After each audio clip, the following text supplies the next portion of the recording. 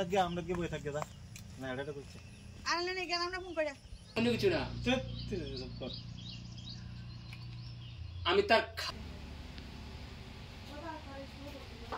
আমরা গ্রামবাসীও তারা চান্স দিয়েছে সবকিছু দিয়েছে তারা চান্স এটা কি জায়গাতে বুঝে না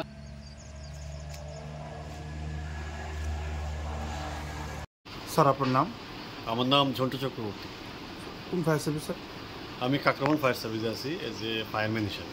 স্যার কালকে রাত্রে আমির হোসেনের বাড়িতে একটা ঘটনা হয়েছিল, সেই জায়গাতে আপনারা একটা ইঞ্জিন ঘটনাস্থলে যায়, কী হয়েছিল স্যার?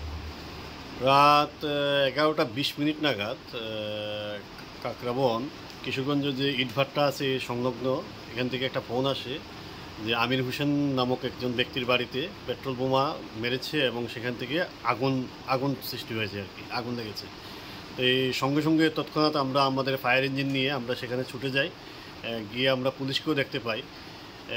তো যাওয়ার পরেও আমরা যতটুকু জানতে পারি যে উপস্থিত অনেক জনতা ছিলেন, ওনারা আগুনটা নিয়ন্ত্রণে এনেছেন, সেই কারণে আমাদের কোনো কাজ করতে হয়নি।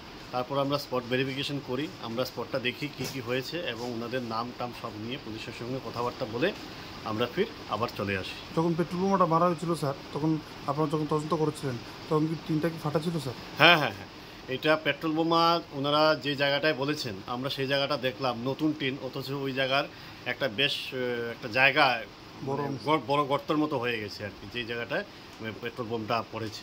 যার বাড়িতে হয়েছিল স্যার ওনার নামটা?